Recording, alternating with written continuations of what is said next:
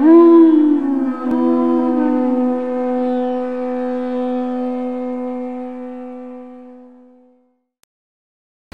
नमो भगवते वासुदेवाय। ओम नमो भगवते वासुदेवाय। ओम नमो भगवते वासुदेवाय। नारायणं नमस्कृत्यं नरं चैव नरोत्तमं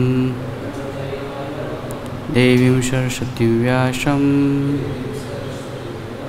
ततो जयमुदीरये। नष्टप्रायेषु भद्रेषु नित्यं भागवत सेवया भगवती उत्तमश्लोके भक्तिर्भवति नैष्टिके। कृष्णाय वासुदेवाय देवकी नंदनाय च नंदगोपकुमाराय गोविंदाय नमो नमः। हरे कृष्णा। तो हम पढ़ रहे हैं श्रीमद्भागवतम के छठे स्कंद से अध्याय नंबर 17, माता पार्वती द्वारा चित्रकेतु को श्राप। श्लोक नंबर श्लोक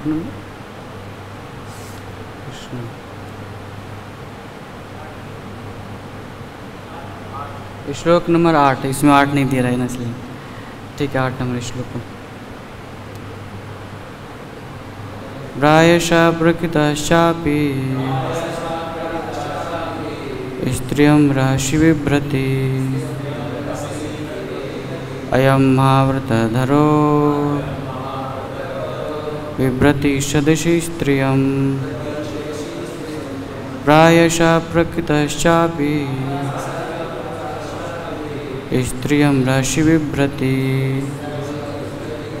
अयं महाव्रतधरो बिभर्ति सदसि स्त्रियं। शब्दार्थ बोलेंगे। प्रायशः सामान्यतः, प्राकृता बद्ध जीव, च भी, अपि यद्यपि, स्त्रियं स्त्री को, रहसि निर्जन स्थान में, बिभ्रति आलिंगन करता है, अयम यह शिवजी महाव्रतधरा महान व्रतों तथा तपस्याओं का स्वामी, विभर्ति भोग कर रहा है, सदसी महान पुरुषों की सभा में, स्त्रियम अपनी पत्नी को। तो हम तात्पर्य पढ़ेंगे श्री प्रभुपाद की कृपा के द्वारा। श्री प्रभुपाद की। प्रायशः समान पुरुष एकांत में ही अपनी पत्नियों का आलिंगन और भोग करते हैं। यह कितना आश्चर्यजनक है कि इतने बड़े तपस्वी महादेव परम साधुओं की सभा के बीच अपनी पत्नी का शवों के समक्ष आलिंगन कर रहे हैं। तात्पर्य। महाव्रतधर शब्द का अर्थ ब्रह्मचारी है, जो कभी नीचे पतित नहीं होता। शिवजी की गणना श्रेष्ठ योगियों में की जाती है, तो भी उन्होंने साधुओं की सभा में अपनी पत्नी का आलिंगन किया। चित्रकेतु इसकी प्रशंसा करते हैं कि शिव कितने महान हैं, जो इस स्थिति में भी अप्रभावित बने रहें। अतः चित्रकेतु ने कोई अपराध नहीं किया, उसने मात्र अपना आश्चर्य प्रकट किया। हरे कृष्णा। ओम ज्ञानं तिमिरान्धस्य ज्ञानाञ्जनशलाकया चक्षुर्मृतं येन तस्मै श्रीगुरुवे नमः। श्रीचैतन्यमनोभीष्टं स्थापितं येन भूतले स्वयं रूपा कदा मह्यं ददाति शोभदान्तिकं वन्देऽहं श्रीगुरु श्रीयुतपदकमलं श्रीगुरुवैष्णवांश्च श्रीरूपं साग्रजातं सकलरघुनाथामितं तं सजीवं साद्वैतं सावधूतं परिजनसहितं कृष्णचैतन्यं श्रीराधाकृष्णपादानां सगणललिता श्रीविशाखान्वितां च नमो विष्णुपदाय कृष्णपृष्ठाय भूतले श्रीमते भक्तिवेदांत स्वामीति नामिने नमस्ते सरस्वती देवी गौरवाणी प्रचारिणे निर्विशेष शून्यवादी पाश्चात्यदेशतारिणे हे कृष्ण करुणा सिंधु दीनबंधु जगत्पते गोपेश गोपिका कांत राधा कांत नमस्ते तप्त कांचन गौरांगे राधे वृंदावनेश्वरी विश्वानुसुते देवी प्रणमामि हरिप्रिय वाञ्छाकल्पतरुभ्यश्च कृपा सिन्धुभ्येव च पतितानां पावनेभ्यो वैष्णवेभ्यो नमो नमः। जय श्री कृष्ण चैतन्य प्रभु नित्यानंद श्री अद्वैत गदाधर शिवासदि गौरभक्तवृंद हरे कृष्णा कृष्णा कृष्णा हरे हरे हरे राम राम राम हरे हरे। हरे कृष्णा। तो हम कई दिनों से देख रहे हैं महाराज चित्रकेतु की कथा चल रही है। तो आपने मतलब कि पहले कई स्पीकर से सुना होगा, कथावाचकों से, उन्होंने महाराज चित्रकेतु के बारे में जैसे वर्णन किया। तो आज है 8वां श्लोक। अभी पार्वती ने श्राप नहीं दिया है, श्राप नहीं दिया है। अभी तो चित्रकेतु महाराज जी कुछ बोल रहे हैं, मतलब कि आश्चर्य। देखिए प्रभुपाद जी इसमें क्या कहते हैं, तात्पर्य में कह रहे हैं कि चित्रकेतु महाराज ने कोई अपराध नहीं किया। तात्पर्य में कहा ना प्रभुपाद जी ने, उन्होंने सिर्फ आश्चर्य, मतलब कि जैसे होता है ना कि बहुत बड़े लोग कुछ ऐसा काम करें ना जो कि बहुत घृणित हो, मतलब जो कि उसको देखकर लोग न सीखें, मतलब कुछ गलत कार्य लोग और भी ना करें, तो उसमें थोड़ा सा कुछ लोग बोल देते हैं कि अरे ये तो इतने बड़े होकर भी इतना घृणित काम कर रहे हैं अपनी पत्नी के साथ, या और भी वगैरह वगैरह और भी कई काम होते हैं। तो वही आश्चर्य प्रकट कर रहे हैं वो। तो प्रभुपाद जी कह रहे हैं भी कि कोई कि मतलब कोई अपराध नहीं किया इन्होंने, ठीक है। तो जिस हिसाब से मैंने थोड़ा तैयारी किया उस हिसाब से मैं बोलता हूँ आप लोगों को। कि कहते हैं कि कुछ ऐसा कार्य है ना, कुछ ऐसे कार्य हैं जो कि हमें पर्दे में रह के करना चाहिए। पर्दे में रह के वो क्या क्या मैं अपने मन से नहीं बोल रहा हूँ, शास्त्र अनुसार बोलूँगा। देखिए पहला कहा गया भोजन और भजन, दूसरा धन और नारी। ये 4 चीज़ है ना, नारी को और भजन को और धन को और भोजन, ये 4 चीज़ों को पर्दे में रह के करना चाहिए। देखिए एक वो नवयोगेंद्र स्वामी महाराज एक बार बता रहे थे अपनी कथा में कि जब प्रभुपाद जी को वृंदावन में भोजन मतलब प्रसादम निकाल के देते थे, तो कमरे में जाके देते थे प्रभुपाद हाउस में। तो प्रभुपाद जी कहते थे अब प्रसाद दे दिया ना, अब ठीक है, अब तुम निकलो यहाँ से, अब मैं अपना आराम से खाऊंगा, मैं किसी के सामने नहीं खाना चाहता। वो कभी कभी खाते थे। तो ये प्रभुपाद जी मतलब ने कहा भी कई लोगों को कि भोजन जो है ना वो अकेले में एकांत में करें तो ज़्यादा बढ़िया है, ठीक है। और फिर उसके बाद हो गया धन भी का क्या है ना कि ज़्यादा हमें धन दिखाना नहीं चाहिए। ज़्यादा हम धन दिखाएंगे तो क्या होगा कि लोगों की मतलब कि लोग ना उस पर मतलब कि नज़र लगा देंगे कि मतलब कि चोरी हो जाएगी, लोगों का चोरी कर सकते हैं। तो इस तरह से ज़्यादा धन भी हमें नहीं प्रकट नहीं करना चाहिए। दान दक्षिणा करें तो तो ज़्यादा अच्छा है। और फिर हो गया तीसरा कहा गया है भजन को भी हमें क्या है ना कि मतलब कि हमें ज़्यादा भजनानंदी बन के किसी को दिखाने की ज़रूरत नहीं है कि हम बहुत भजन कर रहे हैं। भजन करो, एकांत में ही करो, किसी को दिखाने की आवश्यकता नहीं कि हम भजन कर रहे हैं, बहुत अच्छा इतना भजन कर रहे हैं, हमारा इतना माला होता है, 64 माला करते हैं, ये सब कोई आवश्यकता नहीं करने की। अपना एकांत में अच्छे से भजन करो, ये भजन हो गया, ठीक है। एकांत में करना चाहिए ऐसा कहा गया है ज़्यादातर। और लास्ट में क्या है, स्त्रियों को ना हमेशा पर्दे में रहना चाहिए, ये तो नॉर्मली सब लोग जानते ही हैं। बट आजकल की स्त्रियाँ तो ये स्वीकार नहीं करेंगी ना, उनको जाकर अगर आप ये कह दें तो फिर तो क्रोधित हो जाएंगी, क्रोध करेंगी कि अरे ये आजकल के ज़माने में 2020 में स्त्रियों को पर्दे में रहना चाहिए, ऐसा ऐसा कह रहे हैं क्या, ऐसा कहेंगे ना। लेकिन सत्य ये है कि स्त्रियों को पर्दे में ही रहना चाहिए, क्योंकि स्त्रियों का शरीर जैसे कहा, स्त्रियों के शरीर की जो बनावट है ना वो पुरुष को ना आकर्षित करती है, ये तो आकर्षित करती है ना। और ये स्त्रियों को भी पता है। अब बोलूँ आजकल की स्त्रियाँ तो जानबूझ के ऐसा करती हैं ना, आकर्षित करने के लिए ऐसा।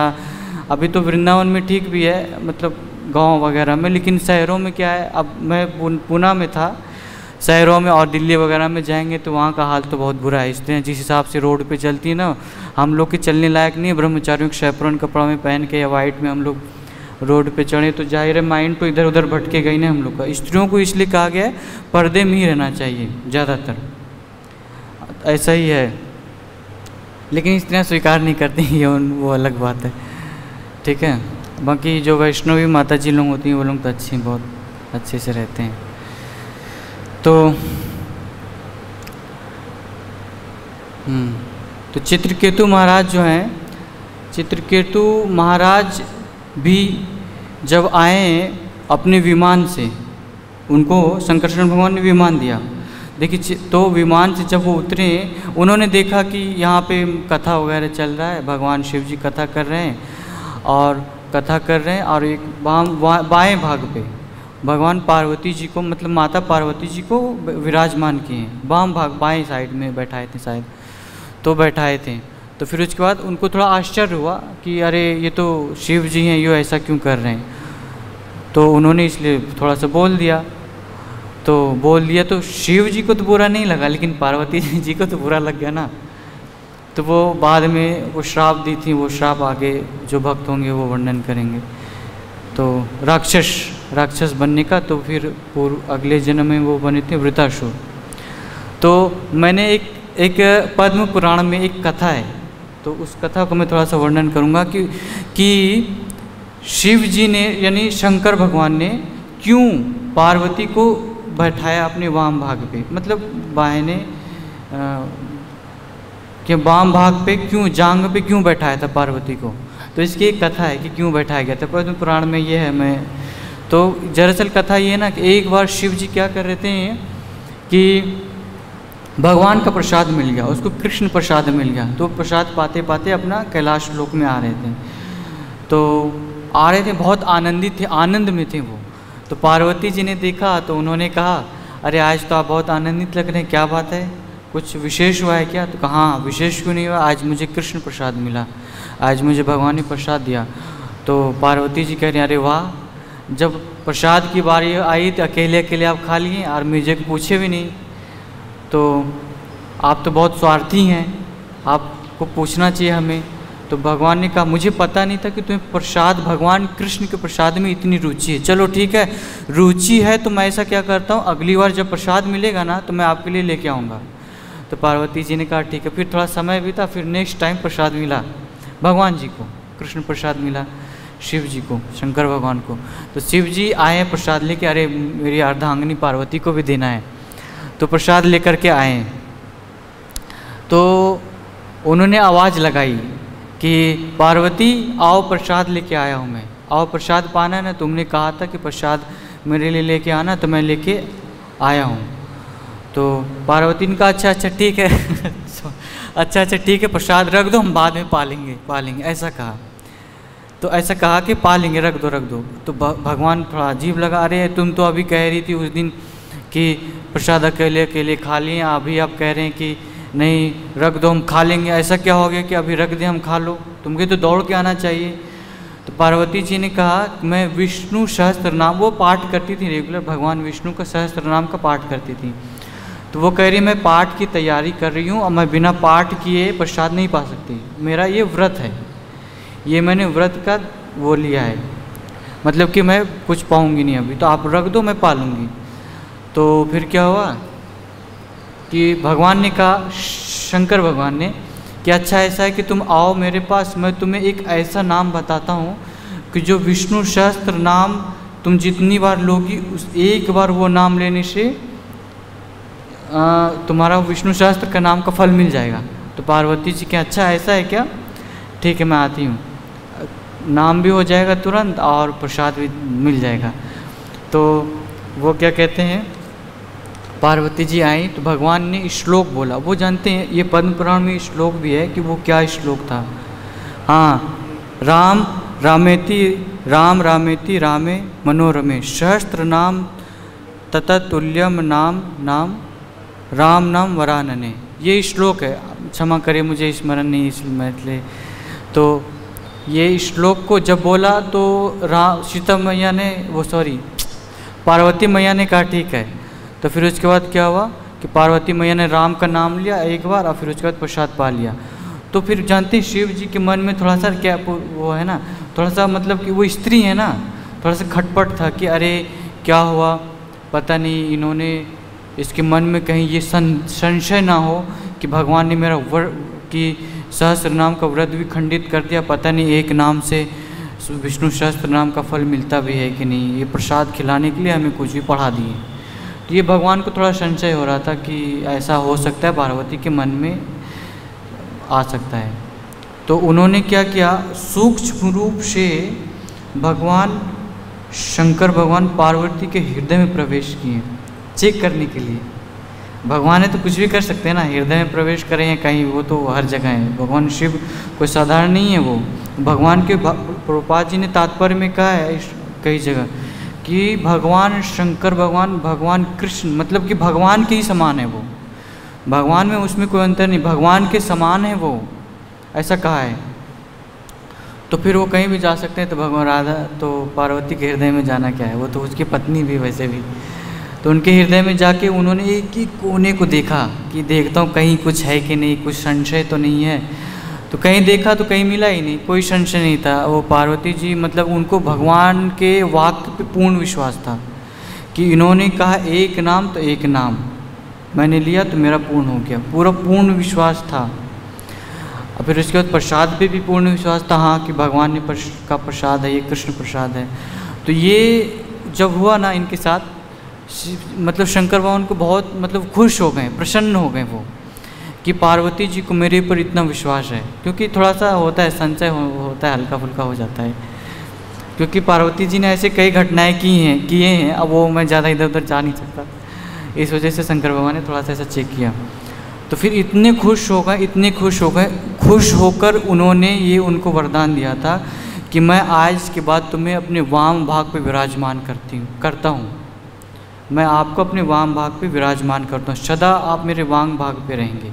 इसलिए तो उनको अर्धेश्वर भी कहा जाता है ना, आधा भगवान आधा वो स्त्री के रूप में, आधा शिव जी मतलब आधा पार्वती आधा भगवान शंकर।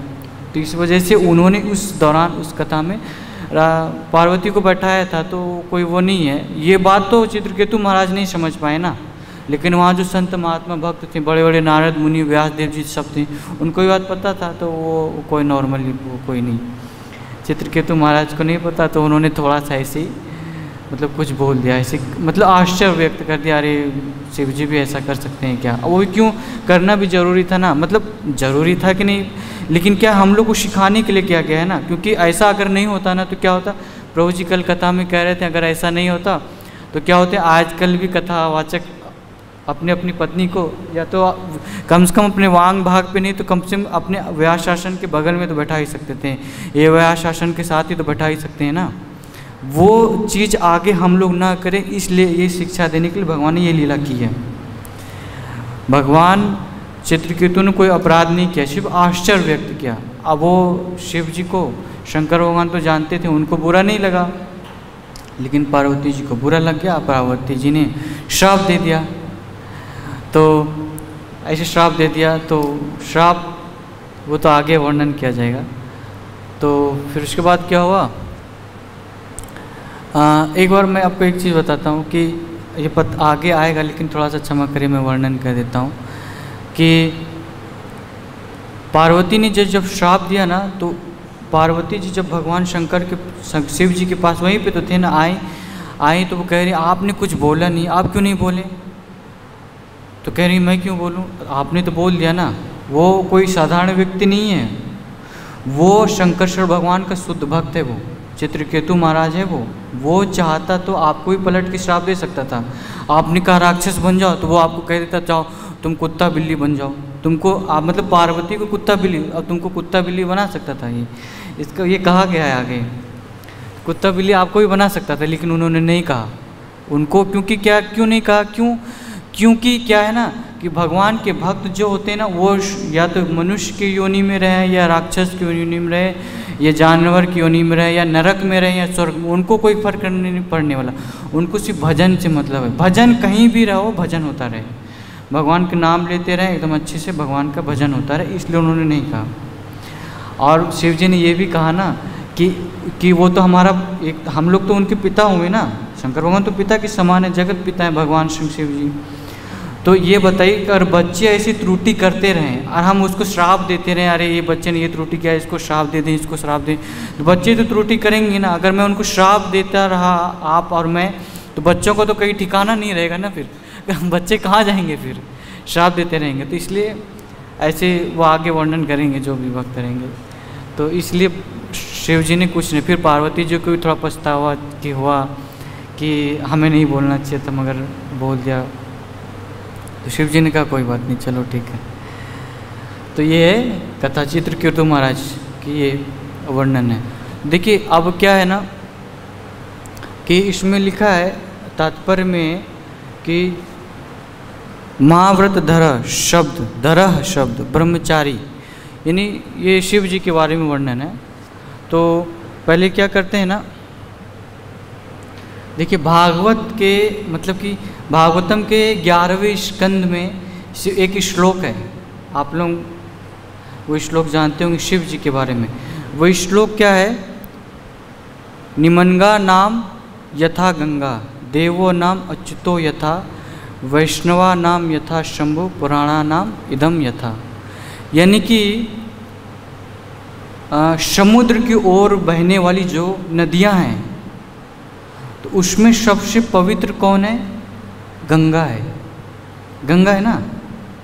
और देवो नाम अच्युतो यथा, यानी कि 33 करोड़ देवी देवता हैं। तो 33 करोड़ देवी देवताओं में सबसे उच्च कौन है? भगवान कृष्ण। अच्युत यानी कृष्ण होता है ना, अच्युत कृष्ण है। तो वैष्णवा नाम यथा शंभु, वैष्णव में शिरोमणि कौन है, मतलब सबसे सर्वश्रेष्ठ कौन है? शंभु, भगवान शिव जी हैं। भगवान शिव है ना, वो भगवान के समान है। तो वैसे ही कहा है पुराणा नाम इदम यथा, यानी कि पुराणों में सबसे श्रेष्ठ क्या है? वो कितने पुराण हैं? 18 पुराण हैं, जिसमें कि 6 रजोगुणी हैं, 6 सतोगुणी, 6 तमोगुणी, ये पुराण है। तो सतोगुणी में भागवत मतलब 6 पुराण में से एक भागवत पुराण आता है। तो ये भागवत पुराण जो है सारे पुराणों में सर्वश्रेष्ठ है। ये 11वें स्कंद में दिया गया है। तो 11वें स्कंद में ये दिया गया है। तो वैसे शिव जी सर्वश्रेष्ठ हैं। तो जो भागवत पुराण है, भागवत पुराण, तो इसके बारे में एक, जैसे भागवत पुराण क्या है, ये है ना कि कल्प वृक्ष है। कल्प वृक्ष मतलब एक वृक्ष है। वे वृक्ष कौन है? भागवत वृक्ष नहीं है। भागवत क्या, वो पेड़ है, यानी वृक्ष है। मतलब कि वेद जो होते हैं ना, वेद 4 वेद, इसको वृक्ष कहा गया है, भागवत को वृक्ष नहीं कहा गया है। वेद जो वृक्ष है। अब वेद में से एक पका हुआ फल, यानी वृक्ष में से एक जो पका हुआ फल है, उसको भागवत कहा गया है। भागवत ये पुराण है, ठीक है। तो ये पुराण है भागवत, ठीक। तो फिर उसके बाद ये भगवान शिव जी का ये वर्णन है कि भगवान शिव कौन है, भगवान के समान है, वो शंकर भगवान है, ठीक है। तो भगवान ऐसे चित्रकेतु महाराज ने आश्चर्य प्रकट किया। तो फिर ऐसे वर्णन है। फिर तो देखिए दरअसल क्या है ना कि जो हमारे आचार्य हैं या जो संत भक्त होते हैं, जैसे शिल प्रभुपाद हो गए और भी अन्य भक्त हो गए, तो ये लोग क्या है ना, देखिए प्रचार होता है ना, प्रचार का अर्थ क्या होता है। देखिए शिव जी वहाँ पे बैठ के क्या कर रहे थे, वो प्रचार ही तो कर रहे थे ना, एक तरीके से प्रचार कर रहे थे। वो देखिए व्यास देव, नारद मुनि और भी कई अन्य ऋषि थे, तो इन लोग को भी लेक्चर देना आवश्यक है ही। ये लोग कथावाचक है तो क्या देना आवश्यक है, तो क्योंकि शिव जी से बड़ा तो कोई कथावाचक नहीं हो सकता ना। तो प्रचार का अर्थ क्या है ना कि हमें आचरण से, अपने आचरण से प्रचार करना है, आचरण से। तो वो क्या है ना, चित्रकेतु महाराज को थोड़ा अजीब सा लगा कि अरे ये तो कथा कर रहे हैं लेकिन इनका आचरण थोड़ा सा ये स्त्री को बैठाए हैं, तो इसलिए उन्होंने कमेंट कर दिया आचरण से प्रचार करना है हमें। तो ये गलत, तो पता नहीं गलत था कि सही, जो भी वो तो भगवान की इच्छा अनुसार वो आगे की कथा और भी जब भक्त लोग वर्णन करेंगे, तो इसलिए उन्होंने ये आचरण से प्रचार हमें करने के लिए उन्होंने भगवान चित्रकेतु महाराज ने ऐसा शंकर भगवान को कहा। ठीक है, देखिए आचरण से देखिए एक हम लोगों ने लेके लीला आगे वर्णन आएगा, समुद्र मंथन की लीला सुनी होगी आपने, आगे आएगा।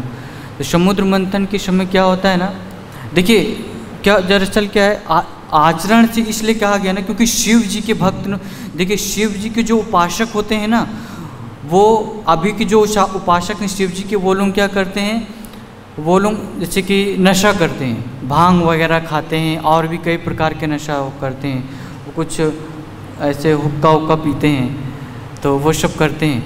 तो उन लोग ऐसा करते हैं, तो उन लोग का कहना है कि जो शिव जी कर सकते हैं वो, मतलब जो मतलब कुल मिला के हमें शिव जी का क्या करना, अनुकरण करना है या अनुसरण, हमें बल्कि शिव जी का अनुसरण करना है, अनुकरण नहीं करना है। जो शिव जी ने किया है या संत भक्तों ने जो किया है वो हमें करना नहीं है, बल्कि वो हमें जो उन्होंने कहा है वो हमें करना है। जैसे कि भगवान कृष्ण भगवद गीता में क्या है, भगवद गीता में और भी ऐसे कहा है, भगवान कृष्ण ने जो किया है वो हम कर नहीं सकते, करना नहीं है, बल्कि गीता में जो कहा है उसे हमें करना है। रामायण की बात अलग है, रामायण में जो भगवान राम ने किया है वो हमें मगर करना है, ठीक है ना, लेकिन और ऐसा नहीं। तो भगवान शंकर भगवान के अनुयायी या हम लोग आगे जाकर ऐसा ना करें, इसलिए ऐसा वर्णन किया गया है।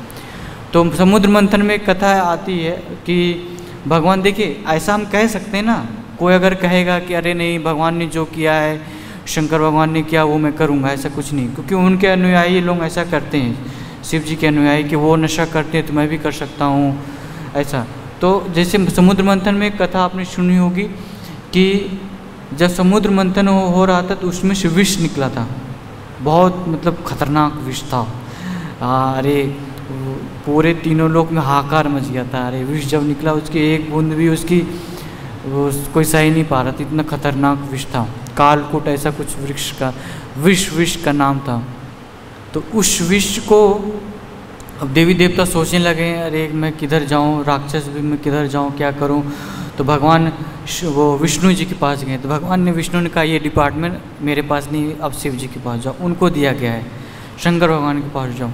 तो शंकर भगवान के पास गए, उनसे प्रार्थना किए, भगवान मेरी हम लोग की मदद करिए, ऐसे ऐसे हम क्या करें, इसमें तो हम लोग सोच रहे थे कुछ अच्छा निकलेगा, अरे इसमें से तो विष निकल गया, हम लोग मर जाएंगे, तो फिर क्या फ़ायदा समुद्र मंथन करके, कुछ अच्छा नहीं निकला। तो फिर कहा अच्छा ठीक है मैं आता हूँ।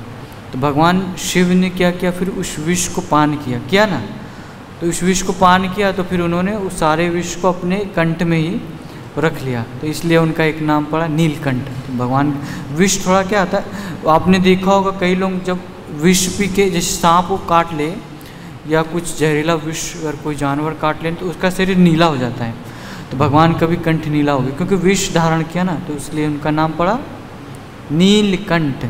तो नीलकंठ, तो ऐसे ही हम उनको कह सकते हैं कि भगवान ने तो ऐसे भी किया, आप कर सकते हैं क्या, विष पी के तो दिखाइए, ऐसे कह सकते हैं ना। तो ये सब भगवान ने भागवतम में और भी अन्य पुराण में उदाहरण दिया गया है कि कुल मिला के हमें अनुकरण नहीं करना है, हमें अनुसरण करना है, अनुकरण नहीं अनुसरण। ये तो भगवान ने कहा भी है, कहा हुआ लोग नहीं मानते हैं ना, बात तो यही ना, उनका किया हुआ मान रहे कि हाँ वो कहे जैसा कहें वो करूँगा, अब वो कहें तो वो नहीं करूँगा, ऐसा वो बात की बात है। ठीक है, तो ऐसी बात है। तो भगवान क्या है ना, भगवान शिव जी है ना, शंकर भगवान, वो ना भगवान शिव जी का वर्णन शंकर भगवान के बारे में इसमें इस श्लोक में लिया गया, तो उसका थोड़ा सा वर्णन तो करना ही पड़ेगा ना। कि देखिए वो ना शंकर भगवान के अंदर कई पार्वती जी को वाम भाव पे रखे थे, तो कई लोग कह सकते हैं ना, अरे ये तो मतलब कि कामी पुरुष हैं, कह सकते हैं ऐसा, क्यों नहीं कह, अगर ऐसा चित्रकेतु महाराज या और भी आगे कथाएं नहीं होती तो कह सकते हैं ये कामी पुरुष हैं, स्त्री के बिना रह ही नहीं सकते, इन्होंने अपने वाम भाग पे स्त्री को बैठाया, देखो आलिंगन भी किया है। तो वो हो सकता है कि चित्रकेतु महाराज आके नहीं बोलते तो और भी बहुत कुछ कर सकते थे, लोग कह सकते हैं ऐसा। तो लेकिन क्या है ना कि लोग भगवान को कामी पुरुष कह सकते थे, तो इसलिए देखिए, लेकिन है नहीं शिव जी। देखिए एक एग्जाम्पल में आपने सुना होगा भागवत के में 10वें स्कंद में या कहीं कथा है कि ये कि काम, देखिए शिव जी जो है ना वो काम के शत्रु हैं, वो सही में हैं, वो कामदेव के शत्रु हैं, उनके पास काम आ ही नहीं सकता। जैसे कि आपने एक कथा सुनी होगी कि एक बार क्या हुआ कि पार्वती जी तो बार बार आती जाती हैं, मतलब उनका शरीर छूटता है, तो पार्वती जी का शरीर छूट गया, तो भगवान शिव जी ने कहा कि चलो फुर्सत मिला, अब गृहस्थी में हमें फंसना नहीं पड़ेगा, अपना आराम से भजन करूँगा। तो वो भजन करते हैं अपना। तो लेकिन क्या हुआ ना कि एक कोई असुर थे, तो वो असुर को ये वरदान था, भगवान ने वरदान दिया था कि मैं आपके पुत्र से ही मैं मरूं, ऐसा वरदान था, आपके पुत्र से ही मेरी मृत्यु हो, ऐसा। तो क्या हुआ कि वह असुर पूरा मतलब पूरा हर जगह देवी देवताओं को परेशान करने लगा, मनुष्यों को परेशान करने लगा। तो देवी देवता क्या कामदेव के पास गए, वो भगवान भजन कर रहे थे ना, तो उनको उठाने की सामर्थ्य नहीं है ना किसी में, शिव जी में। तो देवी देवता के पास गए, तो उनके पास जाकर के कहा कामदेव को कि आप जाओ उनके वहाँ पे ऐसा वातावरण वो करो ना कि वो काम उनके अंदर थोड़ा उत्पन्न हो, तो वो विवाह करें, क्योंकि वो सती एक जगह वो क्या कहते हैं अवतरित हो चुकी थी, विवाह करना था, लेकिन शिव जी इस झंझट में नहीं फंसना चाहते थे, तो इसलिए उन्होंने ऐसा किया। तो कामदेव जी ने कहा नहीं नहीं मैं नहीं जा सकता, भगवान तपस्या कर रहे हैं, मैं उनको भस्म करने क्या जाऊँ, वही मुझे भस्म कर देंगे, मैं नहीं जाऊँगा। तो इंद्रदेव तो जानते हैं इंद्र की क्या हाल है, इंद्र ने कहा अगर तुमने नहीं उसके पास अगर आपने जाके नहीं भस्म किया तो मैं इधर से आपको मार दूंगा, भस्म आपको मैं भस्म कर दूंगा। तो फिर कहा चलो ठीक है, मैं एक बार मैं ही अब इनके इंद्र के हाथ से कौन भस्म हो, मैं जा रहा हूँ शिव जी के ही क्रोध से भस्म हो जाऊँ, ज़्यादा अच्छा है। तो फिर वो गए, तो जा कर के फिर क्या हुआ कि उन्होंने अपना वातावरण ऐसा किया कि भगवान काम के वश में थोड़ा सा है, मतलब कि वश में क्या, भगवान काम के वश में थोड़ा ऐसा वो लीला है भगवान की। तो फिर क्या हुआ, नहीं हुए, कुछ हुआ ही नहीं, कोई फ़ायदा नहीं। तो फिर उन्होंने अपना लास्ट का जो अस्त्र है, काम अस्त्र, वो बहुत डेंजर होता है, उसको छोड़ा।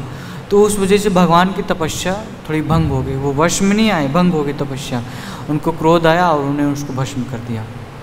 भस्म कर दिया तो देवी देवता आया, अरे भगवान क्या किया आपने, ये तो हम लोग ने ऐसी ऐसी लीला की थी कि आप विवाह कर लें, तो असुर ऐसा ऐसा कर रहे हैं, तो विवाह कर लेंगे तो अच्छा रहेगा, आपका एक पुत्र होगा और पुत्र से उस असुर का नाश होगा। तो भगवान शिव जी ने कहा अच्छा ठीक है, मैं तो वैसे भजन करना चाहता हूँ, लेकिन मैं आप लोगों की खुशी के लिए आपके दुख को नहीं देख सकता मैं, क्योंकि क्या ना वैष्णव उन्हीं को, वैष्णव का अर्थ क्या हुआ, वैष्णव वो हुआ ना कि जो दूसरों के दुख को देख के दुखी हो और दूसरों के आनंद को देख के आनंदित हो, वो वैष्णव कहलाते हैं। ऐसे तो भगवान, इसलिए भगवान ने ऐसा किया कि मैं ऐसा नहीं चाहता, मैं गृहस्थी में नहीं फंसना चाहता, लेकिन आपके दुख को मैं देख के मैं ऐसा कर रहा हूँ, ठीक है मैं विवाह कर लेता हूँ। विवाह किए, फिर कार्तिकेय जी आए, फिर कार्तिकेय जी ने वो असुर को मारा। ये शिव जी का ऐसा एक लीला है, शिव जी ने ऐसा किया। तो जैसे कि आपने वो सुना होगा कि इंद्र के बारे में, देखिए ये तो इंद्र का थोड़ा उल्टा वो है, उल्टा इंद्र क्या है, इंद्र का स्वभाव अलग है थोड़ा सा, वो उनका ना, अरे बोलने कि उनका स्वर्ग की कि जो अप्सराएं उनसे मन नहीं भरता तो वो जमीन धरती पे आ जाते हैं, पृथ्वी पे आ जाते हैं। वैसा मैं इसलिए कह रहा हूँ ना क्योंकि आपने कथा आगे रामायण में दिया है, वाल्मीकि रामायण और भी कई जगह पे, कि जब इंद्र आए थे इस श्लोक में तो पृथ्वी पे, तो वहाँ पे अहिल्या जो गौतम ऋषि की पत्नी अहिल्या, तो अहिल्या के पास आए तो इंद्र ने क्या किया कि वो मुर्गा होता है ना, मुर्गा, तो मुर्गे में थोड़ा सा ये खासियत है ना कि वो 3-4 बजे जगा देता है, उसके अंदर ऐसी खासियत है। तो उन्होंने मुर्गे से कहा तुम जाओ ऐसा माहौल कर दो, मतलब आवाज़ करो कि 4 बजे का आवाज़ जो तुम करते हो वो अभी जाके करो। और फिर चांद को कहा कि तुम चांद को कि 4 बजे जहाँ आप स्थित रहते हो वहाँ पे चले जाओ। तो ये दोनों काम हो गया। अब इंद्र तो देवताओं के राजा हैं तो जाहिर है वो तो चांद को कहेंगे तो मानना ही पड़ेगा ना। ऐसा फिर किया। फिर करने के बाद क्या हुआ कि ये आए, कौन आए, इंद्रदेव आए रूप बदल के, गौतम ऋषि का रूप बदल के आए और फिर थोड़ा सा संग किए कि नहीं जो भी हो, थोड़ा सा ऐसे उनको स्पर्श वगैरह किए। फिर उसके बाद गौतम ऋषि जब गंगा जी नहाने गए तो गंगा जी में जब पैर स्पर्श किया तो गंगा माता ने कहा अरे आप इस समय अभी क्यों आए, अभी तो समय नहीं हुआ है। तो कहा अरे समय तो हो गया। तो गौतम ऋषि को फिर गंगा जी ने कहा नहीं आपके साथ छल हुआ, आप जाके देखो आपके साथ छल हुआ है। जब ये आए तो देखा एक और गौतम ऋषि, अरे मैं गौतम ऋषि, एक और गौतम ऋषि कहाँ से आ गया। तो वो डुप्लीकेट गौतम ऋषि थे। तो उन्होंने कहा तुम कौन हो, तो वो समझ गए ये इंद्र है। तो फिर इंद्र, तुमने कहा इतने कामी पुरुष हो तुम, मतलब स्त्रियों के लिए, तुम स्त्री को प्राप्त करने के लिए कुछ भी कर सकते हो, इतने कामी, जाओ मैं तुम्हें श्राप देता हूँ कि तुम्हारे शरीर पे योनि बन जाए, जो माताओं की योनि होती है वो बन जाए। तो फिर ऐसा हो भी गया। तो फिर इंद्र का क्षमा मांग ले गए, क्षमा कर दीजिए, ये तो बहुत घृणित काम मतलब है मैंने किया और मैं कहीं मुंह दिखाने लायक नहीं रहूँगा, मैं कहाँ जाऊँगा। तो फिर उनको कहा ठीक है तुम्हारे शरीर पे आँख जो होते नेत्र, आँख आ जाएंगे। तो फिर आँख आ गए। फिर उन्होंने इनको भी श्राप दे दिया, अहिल्या को। इनको इसलिए श्राप दिया ना, जरा चल अब जो भी हो, ऐसा कहा गया कि देखिए पतिव्रता जो नारी है ना उसकी और कोई गलत दृष्टि नहीं कर सकता, उसको कोई स्पर्श भी नहीं कर सकता। अगर कोई प्रयास भी किया ना तो वो गया काम से, वो भस्म हो जाएगा। तो वो गौतम ऋषि का रूप धर के आए इंद्र, तो अहिल्या को स्पर्श किया और भी जो भी हो। तो इसका मतलब कि यानी कि शायद अहिल्या, मतलब कुल मिला के अहिल्या को पता था कि इंद्र हैं, लेकिन फिर भी उन्होंने अपनी ओर उनको आने दिया। ये गौतम ऋषि ने इस वजह से उनको श्राप दे दिया। कई लोग कहते हैं ना अरे गौतम ऋषि ने ऐसा क्यों किया, श्राप क्यों दिया, वो इसमें उसकी क्या गलती थी, उसको क्या पता था। लेकिन ये है उनको पता था, इस वजह से इसका वर्णन है कई जगह। मैं अपने मन से नहीं, मैंने इसको पढ़ा भी, अपने से अध्ययन किया मैं, तो ऐसा वर्णन है। तो इस वजह से उनको श्राप दे दिया गया। तो ये इंद्र की एक कथा है, ठीक है। तो ये सब वो है, अलग है। फिर आपने एक बार वो तो ये है हमारे इंद्रदेव और हमारे वो थे शिव जी, ठीक है। देखिए शिव जी में भी क्या ना, शिव जी भी देखिए लीला वगैरह, ये भागवतम में सब लीलाएँ दी हम लोग की शिक्षा के लिए। अभी जैसे कि शिव जी भी थोड़ा बहुत ऐसे लीला के लिए ऐसा होता है, थोड़ा काम का ये कि मैं काम में आ गया, ऐसा जो भी हो। जैसे कि आप समुद्र मंथन के समय आपने सुना होगा कि समुद्र मंथन के समय जो अमृत लेके निकले, धन्वंतरी जी अमृत लेके निकली थी ना, तो फिर क्या हुआ कि राक्षस लोग लड़ने लगे, मैं पीऊँगा अमृत, मैं पीऊँगा। तो भगवान ने सोचा अरे ये तो अमर नहीं है, अमृत नहीं पिए हुए तो इतना दुष्ट हैं, इतना लोगों को सताते हैं, जब अमृत पी लेंगे अमर हो जाएंगे तब क्या करेंगे पता नहीं। तो फिर देवी देवताओं ने प्रार्थना किया कि आप हमें कुछ करिए, ये धन्वंतरी जी से अमृत कलश लेकर छीन के देवता लोग भाग रहे हैं। तो फिर क्या हुआ कि भगवान मोहिनी का रूप प्रकट किए, भगवान मतलब विष्णु जी, भगवान कृष्ण ने मोहिनी का रूप प्रकट किया। फिर उसके बाद वो क्या किए कि असुरों के पास गए और उनसे कलश, अरे कहा अरे क्या हुआ क्या हो रहा है, तुम लोगों में लड़ाई झगड़ा हो रहा है, अच्छा कोई बात नहीं मैं इसको बांट देता हूँ, मुझे ये कलश दो। अब इतने सुंदर है तो असुर लोग मना नहीं कर सकते ना। देवी देवता तो जानते थे कि ये भगवान है, इसलिए उनके अंदर ऐसा कोई भाव नहीं था। उनको तो फिर उसके बाद क्या हुआ कि वो कलश ले लिया, और लेने के बाद फिर उसके बाद धीरे धीरे वो अमृत पान कराया इन लोगों को, देवताओं को, और उन लोगों को मदिरा पान कराए थे। भगवान ऐसा कर रहे थे। तो उसी में क्या है ना, एक असुर था, उसका नाम था राहु। तो जो राहु असुर था, तो उसको वो देख लिया कि भगवान ये हमारे साथ छल हो रहा है। तो वो क्या किया, देवताओं के बीच में चंद्र भगवान और सूर्य जी के बीच में आके बैठ गया, और बैठ के आकर के, और फिर पंगत यानी जो लाइन लगी थी पंगत, तो उसमें आके बैठ गया। तो फिर उसको भी अमृत मिल गया, वो पी लिया। तो चंद्रमा और सूर्य बोल दिए भगवान को, अरे ये तो असुर है, ये तो देवता नहीं है। तो फिर अब देखिए यहाँ पे एक प्रश्न उठता है ना कि क्या भगवान ने जब अमृत पान कराया उस राहु को दिया, पी लिया, तो ये प्रश्न उठता है कि क्या भगवान को पता नहीं था क्या कि ये राहु असुर है, तो इसको फिर भी क्यों पिलाया? क्या चंद्रमा असुर को कहने की ज़रूरत थी? क्या ज़रूरत थी कहने की? बिना कहे भगवान तो जान सकते थे ना, भगवान जानते भी थे, फिर भी क्यों ऐसा किया कि उसके कहने पे ऐसा, यानी भगवान की इच्छा थी क्या कि राहु को हाँ पिलाएं तो ऐसे लीला हो?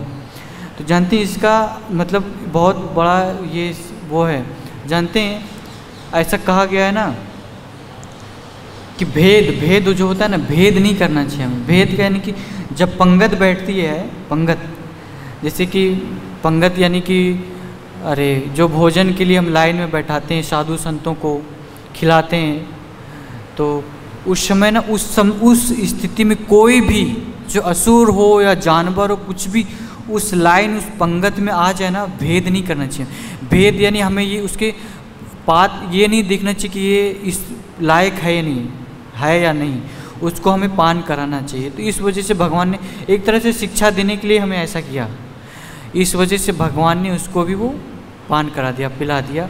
और फिर उसके बाद पिला दिया तो फिर उसके बाद क्या हुआ कि हुआ ये कि भगवान ये ने उसको चक्र से उस राहु का सिर धड़ से अलग कर दिया। तो फिर उसके दो शरीर भाग हो गए, एक मुख हो गया, एक शरीर हो गया। तो इस वजह से उसका नाम एक पड़ा राहु और फिर एक का केतु, यानी कि राहु और केतु। तो इस वजह से सूर्य चंद्र ग्रहण लगता है, आप तो जानते ही होंगे सब। हाँ, तो फिर उसके बाद क्या हुआ कि ये लीला ख़त्म हुई। फिर उसके बाद शिव जी आए। शिव जी उस समय थे नहीं ना, शिव जी आए और आकर के कहें कि भगवान हमने सुना आप इतनी सुंदर स्त्री बने थे, आप पुरुष होके इतने सुंदर हैं लोक में, तो फिर स्त्री के रूप में आपका मतलब कि सुंदरते का वर्णन ही नहीं किया जाता, और ऐसे ही वर्णन नहीं कर सकते तो क्या है, मुझे एक बार दिखाई ना। जिद करने लगे बच्चे को, वो तो भगवान के सामने तो बच्चे ही हुए ना, जिद करने लगे अरे तो कह रहे नहीं आप कुछ गड़बड़ हो गया तो कहा नहीं कुछ गड़बड़ नहीं होगा, आप चिंता मत करिए, मैं इतना बड़ा ये हूँ, मैं तो ब्रह्मचारी हूँ, मैं ये हूँ वो हूँ। ऐसा भगवान भी थोड़ा शिव जी फेंकने लगे तो शिव जी कहते हैं अच्छा दिखाता हूँ आपका ब्रह्मचारी, तो बताता हूँ। तो फिर क्या हुआ कि उन्होंने वो विष्णु जी ने अपना प्रकट किया। कौन सा रूप प्रकट किया?